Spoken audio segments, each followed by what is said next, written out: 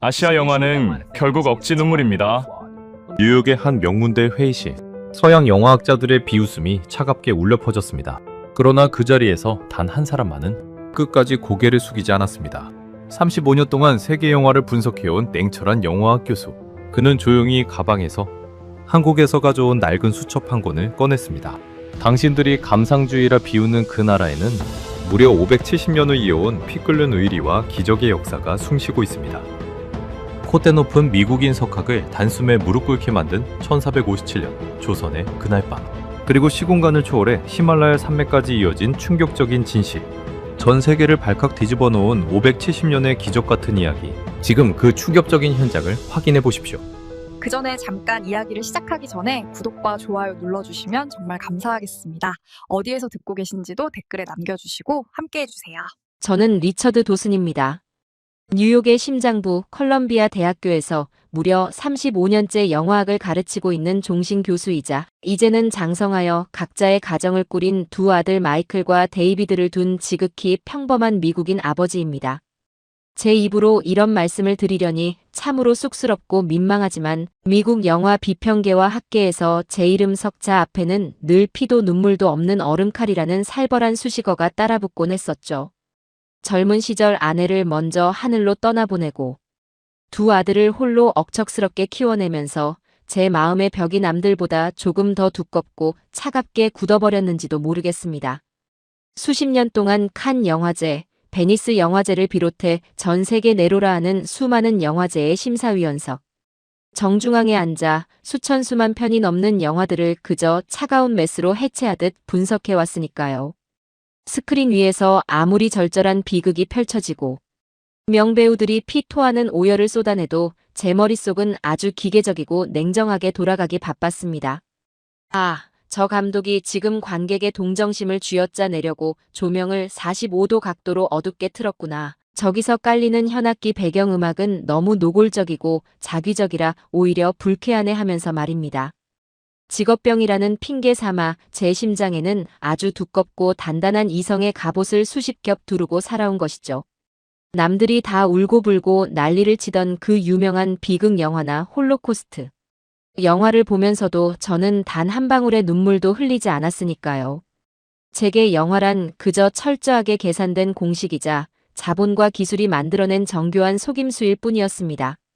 그런데 참으로 기가 막힐 노릇이죠. 지금 텍사스주 달라스의 한 낯선 극장 앞에 멍하니 서 있는 제 꼴은 그야말로 형편없는 엉망진창이거든요. 언제나 빳빳하게 다려입던 고급 셔츠는 구겨질 대로 구겨졌고 퉁퉁 부어오른 두 눈은 벌겋게 핏발이 서 있습니다. 떨리는 두 손에는 눈물과 콧물로 흠뻑 젖어 축축해진 손수건이 아주 꽉 쥐어져 있고요. 도대체 감정이라고는 메말라버린 뉴욕의 깐깐한 노 교수에게 무슨 청천벽력 같은 일이 벌어진 것일까요? 이 모든 기적 같은 충격의 시작은 며칠 전 대규모 국제학회 참석차 텍사스 달라스에 도착한 첫날로 거슬러 올라갑니다. 오전 발표 일정을 무사히 마치고 고급 호텔 로비에 앉아 여유롭게 모닝커피를 마시며 신문을 뒤적이고 있었죠. 그런데 주변에서 아주 심상치 않은 이야기들이 계속 귓가를 맴돌더라고요. 처음에는 달라스 외곽의 작은 한인타운 미용실이나 세탁소에서 시작된 입소문이었다고 합니다. 그런데 그 소문이 불과 며칠 만에 텍사스의 콧대 높은 주류 백인 사회로까지 들불처럼 번져나가더니 급기야 지역 로컬 뉴스에서조차 아시아에서 건너온 2시간짜리 최루탄이라며 대서특필을 하고 나선 겁니다. 한국에서 건너온 역사 영화 한 편이 엄청난 폭풍을 일으키고 있다는 소식이었습니다. 단순한 극장 흥행 수준이 아니었죠. 평일 대낮부터 전 좌석이 매진되는 진풍경이 벌어지는 것은 물론이고 영화가 끝나고 조명이 켜져도 관객들이 도무지 자리에서 일어나지를 못한 채 상영관 전체가 집단으로 오열하는 기현상이 벌어지고 있다는 겁니다. 심지어 한국의 역사라고는 단 한 줄도 모르는 현지 미국인 관객들조차 영어 자막을 보면서 짐승처럼 통곡을 하며 걸어 나온다는 믿기 힘든 이야기들이 들려왔습니다. 그 순간 제 피 속에 깊숙이 잠들어 있던 비평가로서의 아주 오만하고도 얄팍한 호기심이 꿈틀거리기 시작했습니다. 대체 어떤 삼류 영화길래 언어와 문화의 거대한 장벽마저 부수고 사람들을 이토록 단체로 홀려놓는단 말인가? 저는 곧바로 마시던 커피를 내려놓고 택시를 잡아타 소문의 진원지인 도심의 대형 상영관으로 향했습니다. 영화의 제목은 왕과 사는 남자. 무려 570년 전 조선이라는 아시아의 낯선 나라에서 벌어진 역사를 다룬 작품이라고 하더라고요. 매표소에 도착하니 직원이 눈을 동그랗게 뜨며 오늘만 벌써 3번째 전석 매진입니다 라고 말하는 겁니다. 간신히 취소된 표 하나를 구해서 북적이는 로비를 지나 상영관 안으로 묵직한 발걸음을 옮길 때만 해도 제 입가에는 아주 비릿하고 거만한 미소가 걸려 있었습니다. 어디 한번 내 메스로 철저하게 난도질을 해주마. 아시아 영화 특유의 그 과장된 심파극과 억지스러운 감정파리가 얼마나 교묘하게 사람들의 눈물샘을 자극하는지 내 두 눈으로 아주 샅샅이 까발려주겠어. 저는 이런 오만방자한 마음으로 팔짱을 꽉 낀 채 가장 뒤쪽 좌석에 거만하게 몸을 기대고 앉았습니다. 얼마 지나지 않아 상영관의 불이 꺼지고 거대한 스크린 위로 서늘한 빛이 투사되었습니다. 그리고 정확히 1시간 57분 뒤 제가 무려 35년 동안이나 견고하게 쌓아 올렸던 그 알량한 지식의 상아탑은 그야말로 처참하게 아주 산산조각이 나며 무너져 내리고 말았습니다. 저는 완전히 다른 시공간 1457년 조선이라는 낯선 나라의 차가운 겨울 한가운데로 빨려 들어가 숨을 헐떡이고 있었습니다. 스크린 속에는 고작 17살밖에 되지 않은 가여운 소년 왕 단종의 모습이 보였습니다. 피부치인 삼촌에게 무참히 권력을 짓밟히고 왕좌에서 쫓겨나 사방이 깎아지른 절벽과 깊고 검푸른 강물로 가로막힌 첩첩산중 영월이라는 곳으로 유배를 떠나는 장면이었습니다. 그 매서운 눈보라 속을 가마도 없이 비틀거리며 걸어가는 그 앳되고 파리한 얼굴이 클로즈업 될 때부터 제 가슴 한구석이 아주 뻐근하게 조여오기 시작하더라고요. 세상에 무슨 죄를 지은 것도 아니고 그저 왕의 핏줄로 태어났다는 이유 하나만으로 제 아들들보다도 한참 어린 저 핏덩이 같은 소년이 겪어야 하는 무자비한 운명 앞에서 저는 영화의 카메라 워크나 편집 기술 따위는 이미 머릿속에서 하얗게 지워버린 지 오래였습니다. 결국 산골짜기 유배지까지 사약이 내려지고 소년 왕이 차가운 강가에 버려진 채 피를 토하며 쓸쓸하게 숨을 거두는 장면이 스크린을 가득 채웠습니다. 그런데 그 뒤를 이어 반포된 새 왕의 끔찍한 어명이 제 심장을 그야말로 꽁꽁 얼어붙게 만들었습니다. 반역자 단종의 시신을 수습하는 자는 본인은 물론이고 부모와 자식까지 삼족을 멸하겠다. 저는 앞서 말씀드렸듯 눈에 넣어도 아프지 않을 두 아들을 목숨처럼 키워낸 아버지입니다. 화면에 울려 퍼지는 그 삼족을 멸하겠다는 명령이 뜻하는 바가 무엇인지 뼛속 깊이 너무나도 소름 끼치게 다가왔습니다. 삼족을 멸한다는 것은 내가 누군가에게 동정심을 베풀어 선행을 하는 순간 내 사랑하는 자식들의 목이 형장의 이슬로 무참히 잘려나간다는 뜻 아닙니까? 내 부모의 사지가 찢기고 내 자식들이 노비로 팔려가는 지옥을 견뎌야 한다는 겁니다. 세상 천지의 어떤 미친 아버지가 어떤 정신 나간 사람이 피 한 방울 섞이지 않은 타인의 시신을 거두기 위해 자기 자식들을 그 끔찍한 사지로 몰아넣는단 말입니까? 권력의 서슬퍼런 칼날 앞에서 백성들 모두가 공포에 질려 문을 굳게 걸어 잠그고 쥐죽은 듯 숨어버리는 그 숨막히는 침묵의 시간. 저 역시 스크린을 바라보며 마른 침만 꿀꺽꿀꺽 삼키고 있었습니다. 그래, 저게 당연한 거야. 어쩔 수 없잖아. 내 자식을 살리려면 모른 척 해야지. 그게 추악하더라도 진짜 인간의 본능이야. 속으로 수없이 제 자신을 합리화하면서 말입니다. 그런데 바로 그 칠흑 같은 절망의 순간 스크린 속 어둠을 뚫고 한 남자가 꽁꽁 얼어붙은 강변으로 천천히 걸어 내려오기 시작했습니다. 어흥도라는 이름의 늙고 초라한 시골 말단 관리였습니다. 가족들이 새근새근 잠든 방문을 한참 동안이나 처연하게 바라보던 그가 끝내 아무도 나서지 않는 그 끔찍한 공포의 강가로 묵묵히 발걸음을 옮긴 겁니다. 그는 두려움에 온몸을 사시나무처럼 떨면서도 어린 왕의 시신 앞에 무릎을 꿇고 엎드려 자신의 체온으로 얼어붙은 시신을 녹이고 정성껏 예를 갖추었습니다. 자신의 하나뿐인 목숨은 물론이고 세상 무엇과도 바꿀 수 없는 가족들의 붉은 피까지 전부 담보로 내놓은 채 말입니다.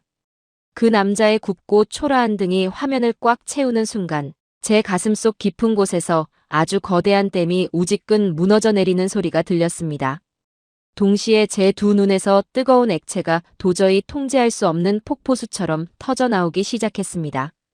저는 평생을 차가운 이성으로 똘똘 뭉쳐 살아왔다고 오만하게 자부하던 놈입니다. 그런데 지금 깐깐하기 그지없는 뉴욕의 늙은 영화학 교수가 이역만리 달라스의 극장 한가운데서 숨도 제대로 쉬지 못하고 끄끄거리며 짐승 같은 울음을 토해내고 있는 겁니다. 셔츠 단추를 뜯어내듯 풀어헤치고 넥타이가 눈물 콧물로 엉망진창이 되는데도 도무지 이 벅차오르는 거대한 슬픔과 경외감을 주체할 길이 없었습니다. 어둠 속에서 흐려진 시야를 간신히 비비며 주변을 둘러보았습니다. 맙소사, 저 혼자만 미친 듯이 울고 있는 게 아니었더라고요. 제 앞자리에 앉아 팝콘을 먹던 백발의 현지 미국인 노부부도 친구들과 낄낄대며 들어왔던 젊은 텍사스 대학생들도 모두가 하나같이 고개를 푹 숙인 채 어깨를 들썩이며 처절하게 오열하고 있었습니다. 570년 전 지구 반대편의 아주 작은 나라에서 벌어진 그 처절하고도 바보 같은 희생이 인종과 국경이라는 보잘것없는 벽을 산산이 부수고 달라스 상영관 전체를 하나의 거대한 눈물바다로 짓누르고 있었던 겁니다. 어떻게 저럴 수 있을까요? 두려움을 모르는 영웅이라서가 아니라 살고 싶어 미칠 만큼 두렵다는 것을 뻔히 알면서도 기어이 인간으로서 지켜야 할 의리를 묵묵히 선택하는 저. 초라한 사내의 뒷모습이 전 세계인의 굳어버린 심장을 벼락처럼 내리치고 있었던 겁니다. 영화의 모든 엔딩 크레딧이 다 올라가고 상영관 조명이 환하게 켜진 뒤에도 저는 극장 좌석에 찰싹 달라붙은 채 단 한 발자국도 움직일 수 없었습니다. 무거운 쇠망치로 머리를 수십 번 얻어맞은 듯한 그 강렬한 먹먹함에 취해 저는 다음날 아침 조조 영화 시간에 눈을 뜨자마자 마치 귀신에 홀린 사람처럼 다시 매표소로 달려가 극장표를 끊고 들어갔습니다. 두 번째 관람이었죠. 놀랍게도 눈물은 첫날보다 훨씬 더 일찍 터져 나왔습니다. 인물들이 내뱉는 숨소리의 미세한 떨림과 깊은 슬픔의 여백이 온전히 보이기 시작하면서 제 가슴이 말 그대로 갈기갈기 찢어지는 고통과 마주해야 했습니다. 그리고 그 다음 날 저는 기어이 심야 영화로 세 번째 티켓을 끊어 같은 좌석에 앉아 있었습니다.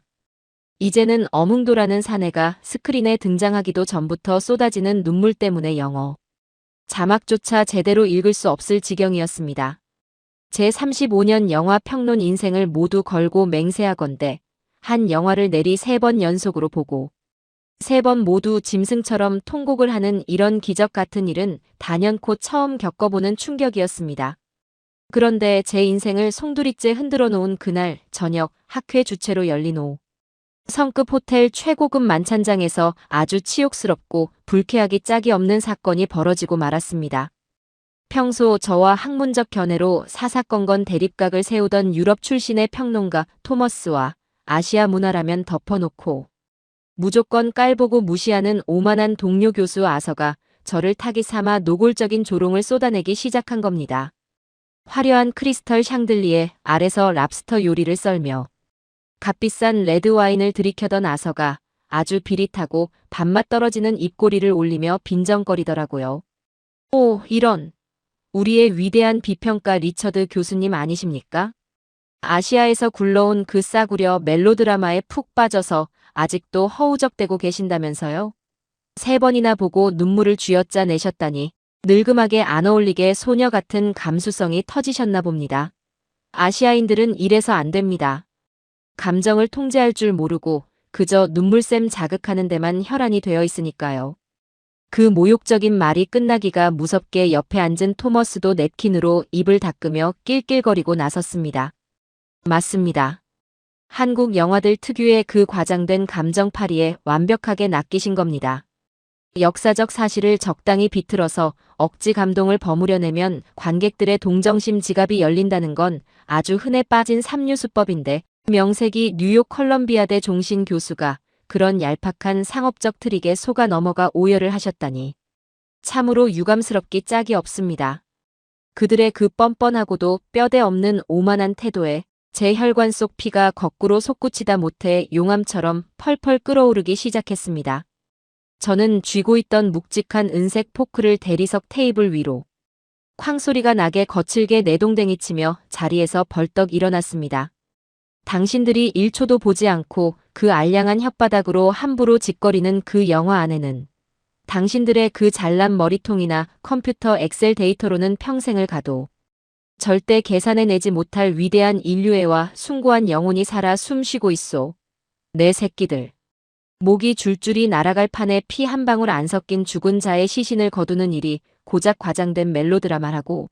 나라면, 아니 당신들이라면 바지에 오줌을 지리며 쥐새끼처럼 도망쳤을. 그 끔찍한 공포 앞에서 기꺼이 내 목숨을 던져 인간이기를 선택한 한 남자의 위대한 실화란 말이오.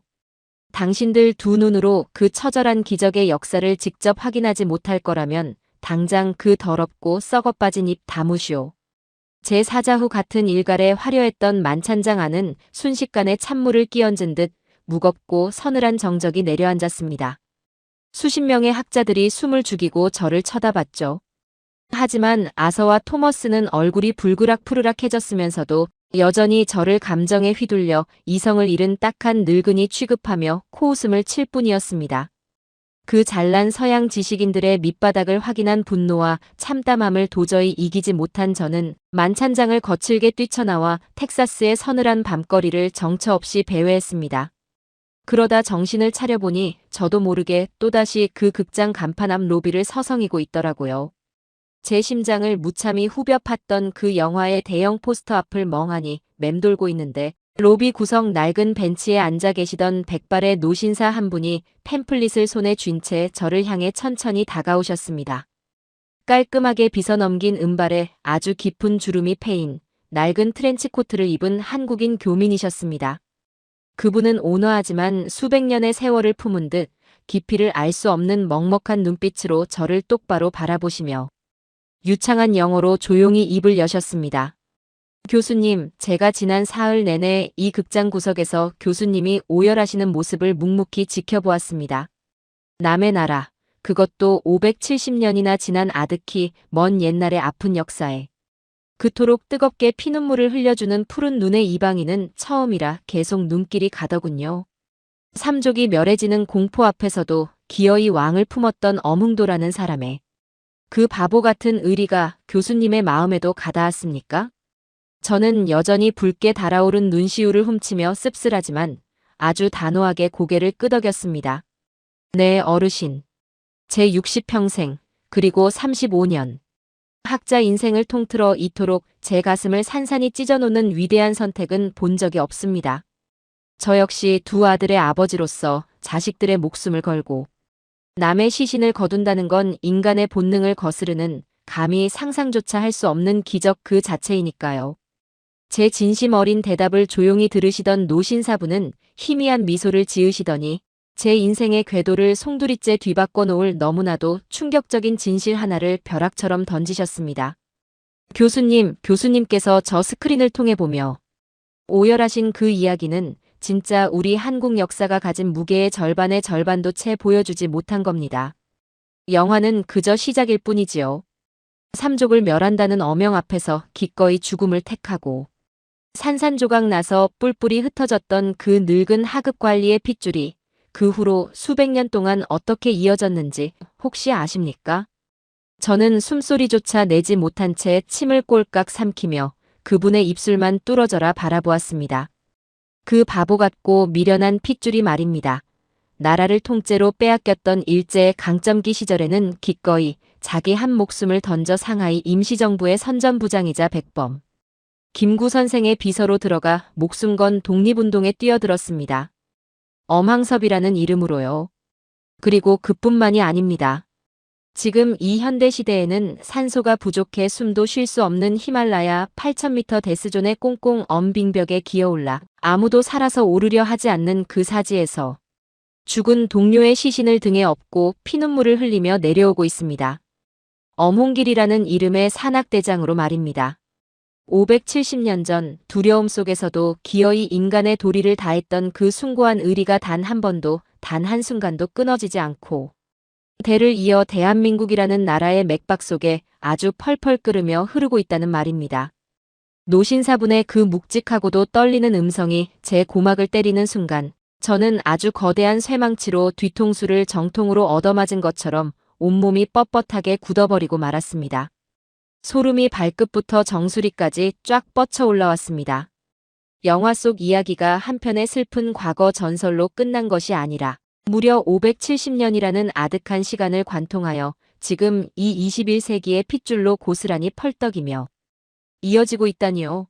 아서와 토머스가 비아냥거렸던 억지 심판이 삼류 멜론이 하는 단어들이 뇌리를 스치며 형언할 수 없는 분노와 동시에 엄청난 사명감이 화산처럼 폭발했습니다. 이것은 단순한 영화가 아닙니다. 인류 역사상 그 어떤 찬란한 서양 문명에서도 감히 찾아볼 수 없는 한 민족의 위대하고도 경이로운 영혼의 증거였습니다. 내 자식에게 돈이나 권력이 아니라 목숨보다 더 소중한 가치를 타인을 향한 절대, 굽히지 않는 강직한 의리를 피로써 물려준다는 것이 얼마나 숭고하고 위대한 기적인지 저는 온몸의 세포가 전율하며 깨닫고 있었습니다. 이 엄청난 진실을 무려 570년을 면면히 이어온 한국인의 이 피 끓는 심장을 제 두 눈으로 직접 확인해야만 직성이 풀릴 것 같았습니다. 그 오만방자한 서양 지식인들의 콧대를 아주 납작하게 짓밟아버리고 전 세계의 이 위대한 기적의 역사를 완벽한 데이터와 부정할 수 없는 사실로 증명해 보이겠다는 맹렬한 사명감이 제 온몸을 거세게 휘감아 돌았습니다.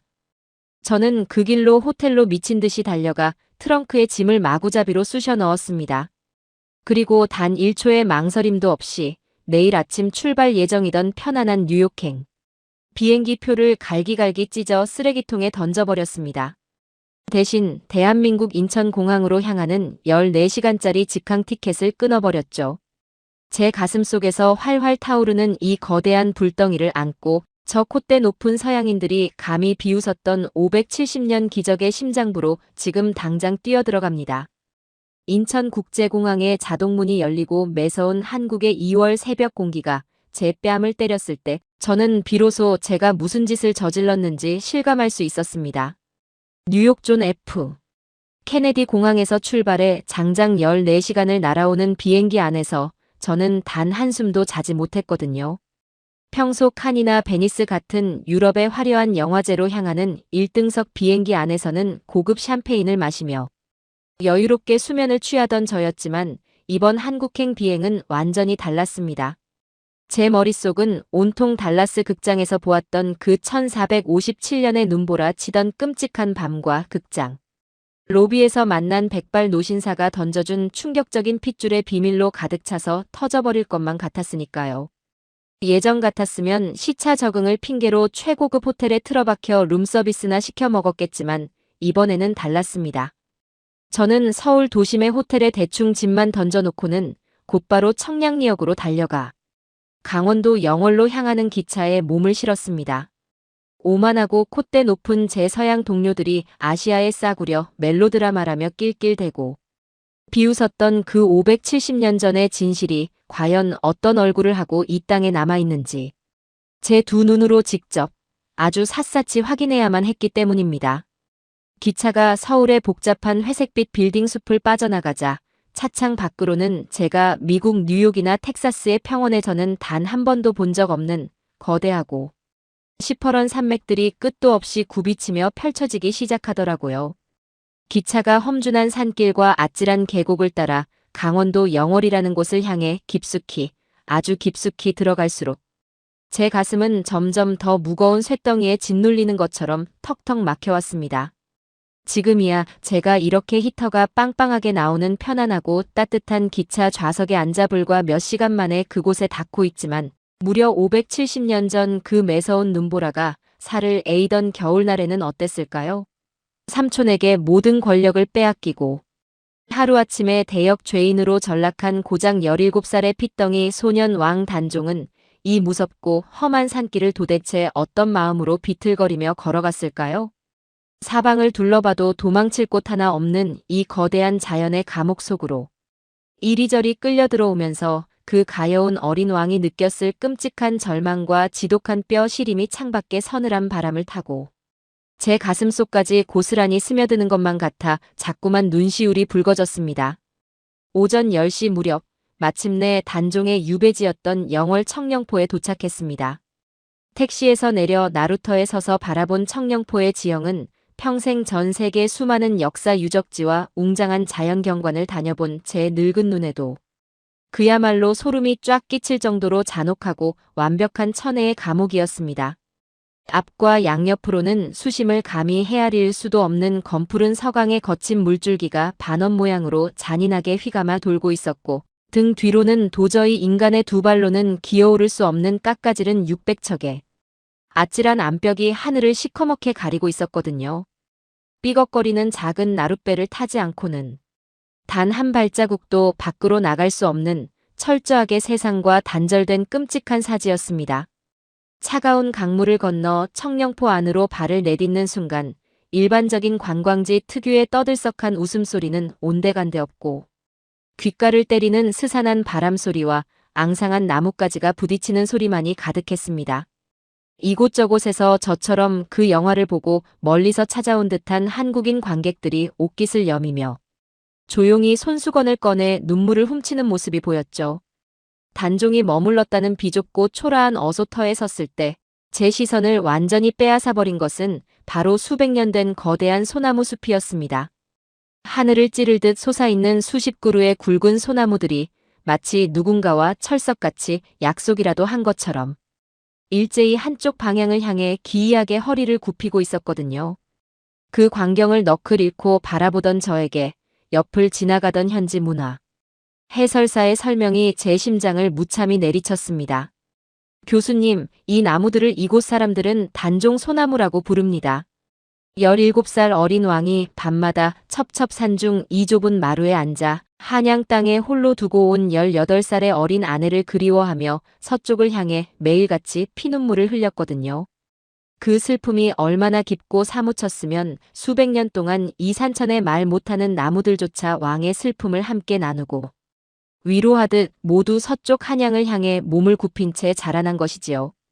저는 서양의 합리주의와 과학적 잣대로 평생을 무장해온 학자입니다. 나무가 햇빛을 향해 자란다는 식물학적인 분석 따위는 얼마든지 들이댈 수 있었죠. 하지만 그 순간만큼은 그런 알량한 과학적 지식 따위는 아무런 소용이 없었습니다.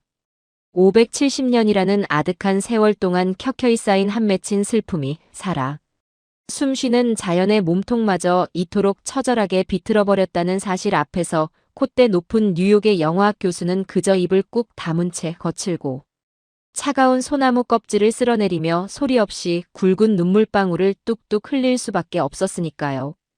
그리고 1457년 음력 10월 24일 마침내 이 잔혹하고 외로운 감옥으로 숙부의 사약이 당도했습니다. 영화에서 보았던 그 숨막히는 끔찍한 어명, 역적 단종의 시신에 손을 대는 자는 삼족을 멸하겠다는 세조의 서슬.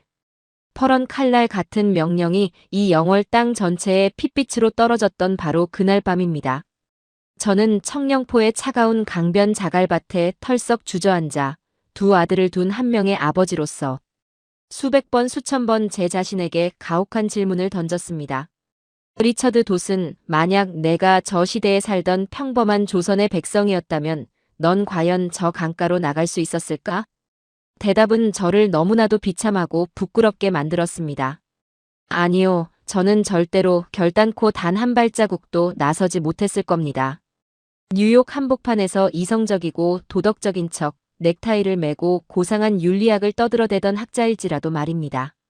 내 두 눈에 넣어도 아프지 않을 두 아들, 마이클과 데이비드의 목이 작두에 잘려나가고 온 집안이 끔찍한 피바다가 되는 생지옥을 감수하면서까지 남의 시신을 챙길 용기는 제게 단 1g도 존재하지 않았으니까요. 아무리 가여운 왕이라 할지라도 내 핏줄의 목숨과 맞바꾸는 것은 서양 철학이나 개인주의적 가치관으로는 도저히 설명할 수 없는 인간의 생존 본능을 완벽하게 거스르는 미친 짓이자 자살 행위였습니다. 권력의 그 잔혹한 공포 앞에서 문을 굳게 걸어 잠그고 이불을 뒤집어 쓴 채 귀를 막아버린 당시 영월 백성들의 그 숨막히는 침묵은 너무나도 당연하고 인간적인 것이었죠. 하지만 이 영월 땅에는 제가 이성적으로 불가능하다고 오만하게 단정지었던 그 위대한 기적을 기어이 피와 땀으로 증명해낸 한 남자가 있었습니다. 호장이라는 아주 말단 행정직을 맡고 있던 늙고 보잘것없는 시골 관리 어흥도였습니다. 저는 이 위대한 사내의 진짜 발자취를 학문적으로 철저히 추적하기 위해 한국 역사학계의 최고 권위자인 한국학중앙연구원의 김현진 박사님과 사전에 긴밀히 연락을 취해둔 상태였습니다.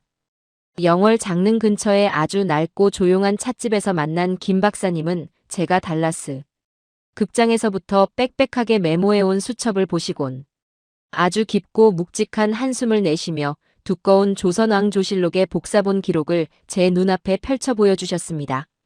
리처드 교수님, 어흥도가 그 눈보라치던 밤 자신의 세 아들들을 어두운 방 안에 불러 모아놓고 했던 말이 이 실록에 단 한 줄로 명확하게 기록되어 남아 있습니다. 선을 행하다가 화를 입는 것은 달게 받겠다. 두려운 것이야 이루 말할 수 없지만은 의리상 참아. 저 가여운 어린 왕을 차가운 강가에 그냥 버려둘 수가 없구나. 교수님, 그는 몰라서 한 게 아니었어요. 삼족이 멸해진다는 그 끔찍한 공포를 남들보다 10배, 100배는 더 뼈저리고 생생하게 알면서도 오직 인간으로서 지켜야 할 의리 하나 때문에 그 거대한 두려움을 정면으로 뚫고 나간 겁니다. 야밤에 몰래 나무를 베어 관을 짜고 벌벌 떠는 세 아들과 함께 지게에 그 차가운 시신을 짊어진 채 눈이 무릎까지 쌓인 영월의 험산 준령을 짐승처럼 기어올라 남몰래 묻어주었던 것이지요. 김 박사님의 그 떨리는 목소리로 전해 듣는 설명을 듣는 내내 저는 손을 심하게 덜덜 떨며 수첩에 그 실록의 문장을 영어로 빼곡히 번역해 적어 내려갔습니다. 두려움은 있으나 의리상 차마 그를 내버려 둘 수 없다. 맙소사, 이 얼마나 위대하고 소름 끼치도록 고결한 선언입니까? 아서와 토머스, 할리우드에서 수천만 달러짜리 블록버스터나 찍어내며 낄낄대는 그 잘난 서양 동료들이 이 한 문장에 담긴 수백 톤의 피의 무게를 감히 상상이나 할 수 있을까요? 이것은 셰익스피어의 그 어떤 비극보다도 훨씬 더 장엄하고 숨막히는 진짜 인류의 유산이었습니다. 그러나 저를 더욱 경악하게 만든 비극적인 사실은 바로 지금부터였습니다. 어흥도는 왕의 시신을 남몰래 묻은 직후 언제 들이닥칠지 모르는 삼족을 멸한다는 화를 피하기 위해 남은 가족들을 이끌고 한밤중에 영월을 도망치듯 빠져나갔습니다. 명문가의 후손이었던 그의 가족들은 살기 위해 제각각 경북 문경으로, 군위로, 저 멀리 울산으로 산산조각 흩어져 평생을 숨죽이며 도망자 신세로 살아야 했죠. 세상의 빛을 피하고 자신의 진짜 이름과 신분조차 철저히 숨긴 채 깊은 산골짜기에서 화전민으로 나뭇껍질을 벗겨 먹으며 연명해야 했던 그 끔찍하고 가혹한 형벌의 시간이 무려 몇 년이나 이어졌는지 아십니까? 단종이 억울하게 죽은 지 무려 240년이 지난 조선 숙종 때에 이르러서야 비로소 왕으로 복위되어 제가 서 있는 이 장릉이 늦게나마 왕릉의 모습을 갖추게 되었습니다. 하지만 정작 목숨을 걸고 왕의 시신을 거두었던 어흥도의 무덤은 세상 사람들에게 철저히 잊힌 채 경북 군위군의 어느 이름 모를 첩첩산중 야산에 묘비 하나 없이 외롭게 방치되어 있었습니다. 그의 무덤이 학술조사를 통해 세상에 공식적으로 확인되고 국가로부터 충신으로 온전히 인정받은 것이 대체 언제인지 아십니까? 기가 막히고 코가 막히게도 2009년이었습니다. 1457년에 벌어진 일이 2009년에야 역사의 빛을 보게 된 겁니다. 자그마치 552년입니다. 미국이라는 나라가 세워진 지 채 300년도 되지 않았는데 552년 동안 그 후손들은 자신들이 누구의 핏줄인지, 우리 할아버지가 얼마나 훌륭하고 위대한 일을 했는지 세상에 자랑 한마디 꺼내지 못하고 그저 입을 꾹 다문 채 침묵했습니다. 첩첩산중에서 찢어지는 가난과 굶주림과 싸우면서도 오직 피눈물로 그 초라한 무덤을 지켜왔던 겁니다. 서양의 역사나 개인주의적 사고방식이었다면 5년은커녕 50년도 버티지 못하고 모두가 권력의 빌부터 배신하거나 포기했을 그 아득한 침묵의 시간들을 이 한국이라는 나라의 백성들은 그저 바보처럼 정말 미련할 정도로 우직하게 핏줄을 이어가며 기어이 버텨낸 것입니다. 충격은 여기서 끝나는 것이 아니었죠. 영월에서 장릉의 소박한 봉분을 어루만지고 서울로 돌아오는 고속버스 안에서 김 박사님이 조심스럽게 들려주신 또 다른 여인의 이야기가 제 너덜너덜해진 심장을 아예 산산조각 내버렸거든요. 바로 단종의 어린 아내 정순왕후 송씨의 참혹한 삶이었습니다. 남편이 영월로 끌려가고 18살이라는 그 꽃다운 나이에 하루아침에 가장 높은 왕비의 자리에서 천민과 다름없는 신분으로 차가운 길바닥에 내동댕이 쳐진 가여운 여인. 왕자를 빼앗은 세조가 그녀의 비참한 꼴을 동정해 집과 식량을 내리며 회유하려 했지만 그녀는 남편을 죽인 원수의 권력이 내미는 그 알량한 동정을 뼈저리게 거부했습니다.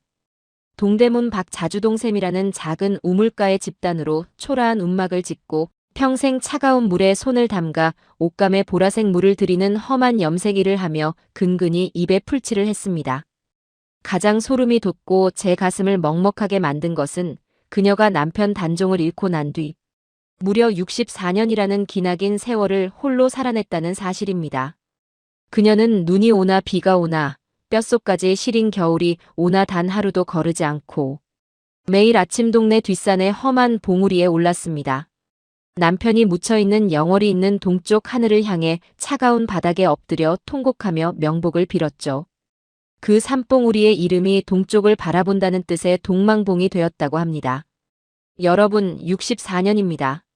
한 여인이 18살에 사랑하는 남편을 잃고 82살의 백발 노인으로 눈을 감을 때까지 자그마치 64년 동안 단 하루도 빠짐없이 차가운 산꼭대기에 올라 동쪽을 향해 피를 토하듯 울부짖었다는 겁니다. 그녀는 부패한 권력에 맞서 창칼을 든 것도 아니요. 세상을 향해 대자보를 붙이며 핏대를 세운 것도 아니었습니다. 그저 묵묵히 아주 처절하고 질기게 살아남아 나는 늙어 죽을지언정 절대 당신들의 그 더러운 피 묻은 권력에 무릎 꿇지 않겠다는 것을 그 64년이라는 긴 세월의 무언의 버팀으로 세상에 증명해 보인 것이죠. 싸우지 않되 결코 지지 않는 삶, 부러질지언정 휘어지지 않는 그 꼿꼿함. 그것이 570년 전 조선의 여인이 보여준 가장 위대하고도 무서운 복수이자 의리였습니다. 다시 서울로 돌아와 늦은 밤 호텔 침대에 지친 몸을 던졌을 때 제 머릿속은 온통 수백 년의 시간을 관통하는 한국인들의 그 지독하고도 숭고한 의리와 핏줄의 냄새로 가득 차 당장이라도 폭발할 것만 같았습니다. 552년을 숨죽여 지켜온 어흥도 가문의 그 억센 핏줄, 그리고 64년을 산봉우리에 올라 통곡했던 정순왕후의 그 깊은 한. 이것은 제가 지금까지 수십 년간 끄적여왔던 그 어떤 얄팍한 영화적 상상력이나 서양의 영웅주의로는 도저히 해석할 수도 담아낼 수도 없는 인류 영혼의 가장 깊은 곳을 관통하는 거대한 기적의 서사였습니다.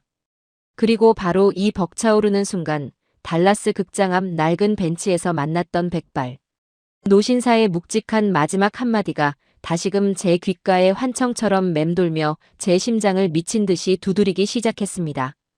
그 늙은 하급 관리의 핏줄이 수백 년을 뛰어넘어 독립운동가로 그리고 히말라야 8,000m 빙벽에 오르는 산악인으로 이어졌습니다. 이제 저는 단순한 뉴욕의 영화학 교수가 아닙니다. 552년 동안이나 깊은 산속에 감춰져 있던 이 위대한 핏줄의 궤적을 끝까지 추적하여 저 잘난 서양 엘리트들의 오만한 콧대를 아주 철저하게 짓밟아버릴 진실의 추적자이자 한 명의 끓어오르는 미국인 아버지로서 내일 아침 해가 밝는 대로 그 기적 같은 후손들의 진짜 위대한 이야기를 온 세상의 눈부신 빛 한가운데로 끌어올릴 것입니다. 호텔 방 창문 너머로 서울의 눈부신 아침 해가 붉게 떠오르고 있었지만 저는 뜬 눈으로 밤을 꼬박 하얗게 지새우고 말았습니다. 피곤함 따위는 조금도 느껴지지 않았습니다.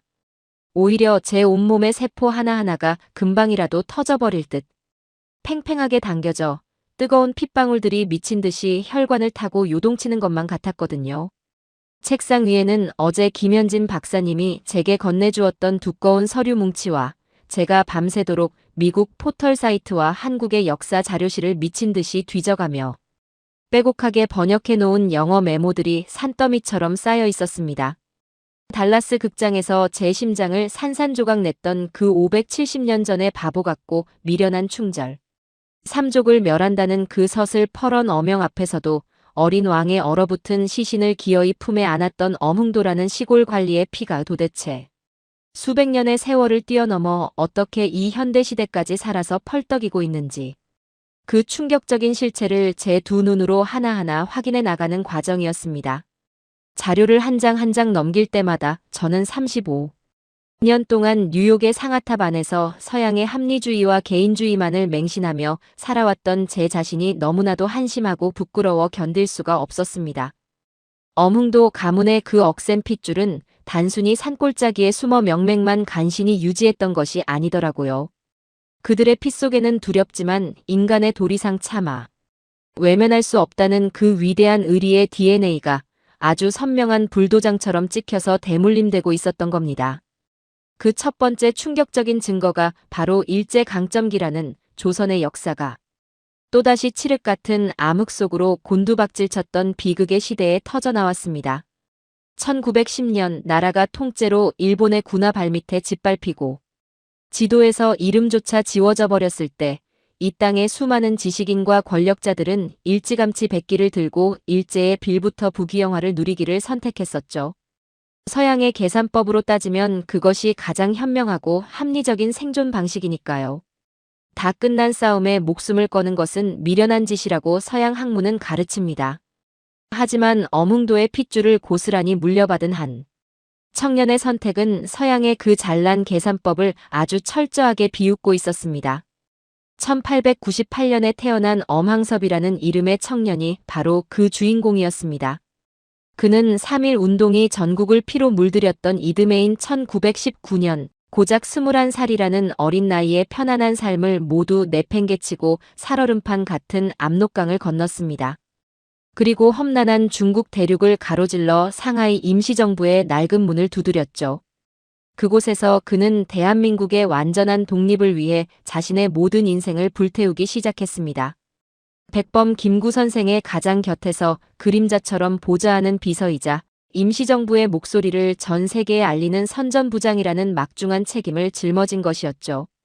저는 밤무드 스탠드 불빛 아래서 엄항섭이라는 인물이 걸어온 궤적을 짚어가며 도무지 믿을 수 없는 소름에 양팔을 감싸 안아야만 했습니다.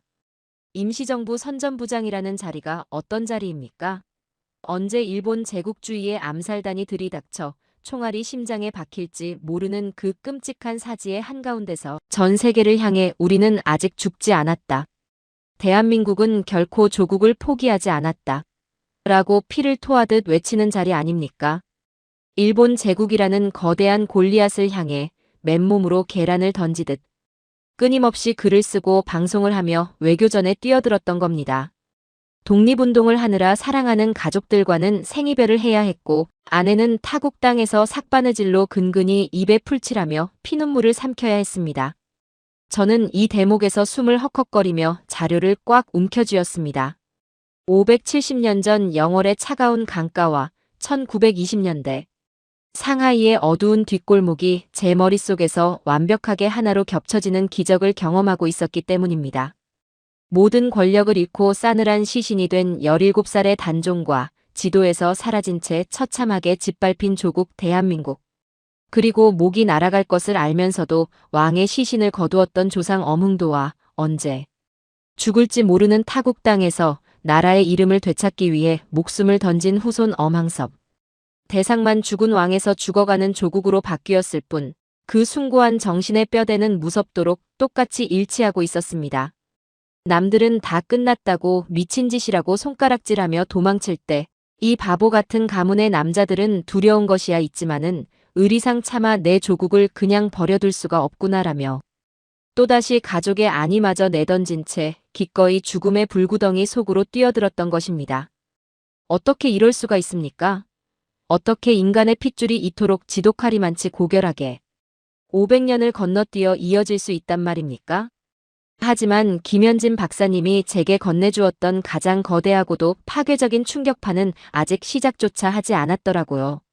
엄항섭 선생의 치열했던 독립운동 기록을 읽으며 쏟아낸 눈물이 채 마르기도 전에 저는 다음 자료의 첫 페이지를 넘기는 순간 심장이 그대로 멈춰버리는 듯한 엄청난 전율에 휩싸이고 말았습니다.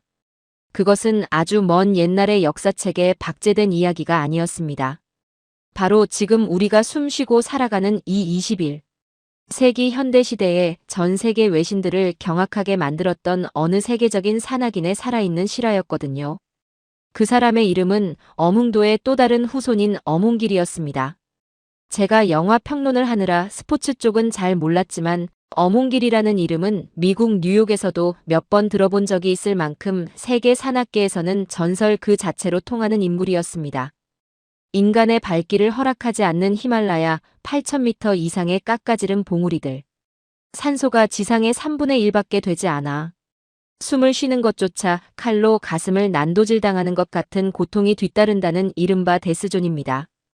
엄홍길 대장은 그 죽음의 봉우리 14개를 모조리 정복한 것도 모자라 공식 14좌의 야룬칸과 로체샤르를 더해 무려 세계 최초로 16좌를 완등한 인간 한계를 초월한 거인이었습니다.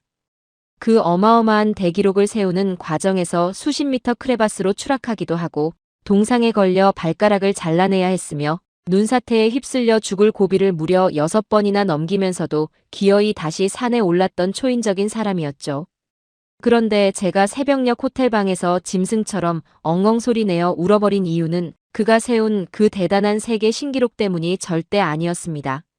제 가슴을 산산이 찢어놓은 것은 그가 2005년에 꾸렸던 이른바 휴먼 원정대의 참혹하고도 위대한 기록이었습니다. 서양의 알피니즘, 즉 서양인들이 산을 오르는 방식은 아주 철저하게 개인의 성취와 명예, 그리고 합리적인 이성에 바탕을 두고 있습니다. 그래서 히말라야 8,000m 데스존에서 동료가 조난을 당하거나 숨을 거두면 그냥 그 시신을 얼어붙은 빙벽에 그대로 내버려두고 하산하는 것이 너무나도 당연한 불문율이자 상식으로 통합니다. 시신을 수습하려다가는 살아있는 사람마저 목숨을 잃게 되니 죽은 자는 산을 오르는 다른 이정표로 남겨두고 산 사람이라도 살아서 내려오는 것이 서구 사회의 가장 이성적이고 현명한 계산법이니까요. 하지만 이 한국인 엄홍길의 몸속에 흐르는 피는 그런 서양의 차가운 계산법을 완전히 거부하고 있었습니다. 그에게는 히말라야 정상을 정복하는 과정에서 목숨을 잃고 꽁꽁 언 얼음산에 방치된 아끼던 후배들의 시신이 있었습니다. 가족들은 시신조차 보지 못한 채 평생을 지옥 같은 슬픔 속에서 기다리고 있었죠. 그때 엄홍길 대장이 내린 결단은 전 세계 산악계를 발칵 뒤집어 놓았습니다. 그는 세계 신기록이라는 거대한 명예와 화려한 스포트라이트를 모두 뒤로 한 채 오로지 죽은 동료의 시신을 집으로 데려오겠다는 그 미련하고 바보 같은 목적 하나만을 위해 산악 대원들을 모았습니다. 그리고는 살아있는 사람도 오르기 힘든 그 8,700m의 지옥 같은 에베레스트 데스존을 향해 목숨을 담보로 한 구출 작전에 뛰어든 것입니다. 자료 속에서 확인한 그날의 현장 사진과 인터뷰 기록은 마치 제 심장에 예리한 비수를 수십 번 꽂아 넣는 것 같았습니다. 영하 40도의 살인적인 눈보라가 몰아치는 깎아지른 수직의 빙벽 위. 엄홍길 대장은 1년 넘게 얼음 속에 파묻혀 돌덩이처럼 꽁꽁 얼어붙어 있는 후배의 시신을 발견했습니다. 그리고는 제 몸 하나 가누기도 힘든 그 산소가 희박한 절벽에 매달려 무려 3시간이 넘도록 피눈물을 쏟아내며 피켈로 그 단단한 얼음을 깨부수기 시작했습니다. 시신이 조금이라도 상할까봐 장갑도 제대로 끼지 않은 채 맨손으로 얼음을 파내며 통곡을 했다고 합니다. 몸무게가 100kg이 넘게 꽁꽁 얼어버린 후배의 시신을 밧줄로 칭칭 감아 자신의 등에 업고 한 걸음 한 걸음 그 지옥 같은 절벽을 기어 내려오는 그 처절한 사투. 살이 터지고 뼈가 부서지는 고통 속에서도 내 동생, 내가 기어이 따뜻한 고향 땅으로 데려가 말하며 절규했던 그 남자의 뒷모습. 저는 책상 위로 와르르 무너지며 엎드려 통곡하고 말았습니다. 이것이 우연일 리가 없었습니다. 570년 전 차가운 영월의 겨울 강가에서 삼쪽을 멸한다는 두려움을 떨치고 어린 왕의 얼어붙은 시신을 지게에 짊어졌던 엄흥도의 그 구분 등 그리고 2005년 숨만 쉬어도 죽음이 엄습하는 에베레스트의 수직 빙벽에서 세계적인 명예 대신 죽은 동료의 얼어붙은 시신을 등에 업고 기어 내려오던 어문길의 그 처절한 등. 시간과 장소는 1457년 조선의 강가에서 2005년 히말라야의 만년설로 바뀌었고 이름은 어문도에서 어문길로 바뀌었을 뿐 그 두 남자의 등 뒤에 새겨진 본질은 머리카락. 한 올 틀리지 않고 무섭도록 똑같았던 것입니다. 살아서는 아무런 이득도 없는 일, 아니 오히려 내 목숨을 잃을 것이 뻔한 그 죽음의 공포 앞에서도 인간으로서 지켜야 할 의리 앞에서는 결코 등을 돌리지 않는다. 차마 그냥 내버려 둘 수가 없기 때문이다. 이것이었습니다. 서양인들이 그토록 찾아 헤매던 인간을 짐승과 구분짓는 가장 숭고한 영혼의 증거가 바로 이 대한민국이라는 작은 나라의 570년. 핏줄 속에 아주 시퍼렇게 살아 숨쉬고 있었던 겁니다. 동료 교수 아서와 토머스가 아시아의 감정 과잉이라며 비웃었던 그 눈물의 실체가 사실은 570년이라는 아득한 세월 동안 단 한 번도 꺾이지 않고 대를 이어 전해 내려온 이 민족만의 위대한 의리 정신이자 숭고한 인류애였다는 것을 제 두 눈으로 완벽하게 확인한 순간이었습니다. 가슴속에서 뜨거운 용암이 폭발하는 것 같았습니다. 더 이상 이 방에 가만히 앉아 있을 수가 없더라고요. 저는 엉망이 된 얼굴을 대충 찬물로 씻어내고 밤새도록 정리한 그 방대한 570년의 기적 같은 증거 자료들을 서류 가방에 미친 듯이 쓸어 담았습니다. 달라스 극장에서 3번을 오열하며 느꼈던 그 막연했던 슬픔은 이제 저 콧대 높은 서양 지식인들의 알량한 편견을 산산조각 내버릴 압도적이고도 통쾌한 확신으로 바뀌어 있었습니다. 한 명의 깐깐한 미국인 학자로서 그리고 자식들에게 무엇이 진짜 위대한 유산인지를 가르쳐야 할 한 명의 아버지로서 제 심장은 이미 결전을 준비하는 전사처럼 거세게 뛰고 있었습니다.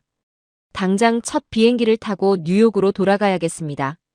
그 오만방자한 콜롬비아 대학교의 회의실 문을 박차고 들어가 저들이 비웃었던 570년 조선의 역사가 어떻게 히말라야의 빙벽을 녹이고 전 세계를 울리는 위대한 기적이 되었는지 그들의 그 잘난 콧대를 아주 납작하게 그리고 완벽하게 꺾어놓을 작정입니다.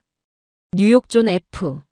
케네디 국제공항의 비행기 바퀴가 닿고 거친 마찰음이 울려 퍼졌을 때 제 심장은 터질 듯이 거세게 요동치고 있었습니다. 며칠 전 달라스 극장에서 짐승처럼 오열하며 무너져 내렸던 늙고 나약한 교수의 모습은 온데간데 없었죠. 제 한 손에는 한국에서부터 뜬 눈으로 밤을 새우며 정리한 570년의 기적 같은 핏줄의 증거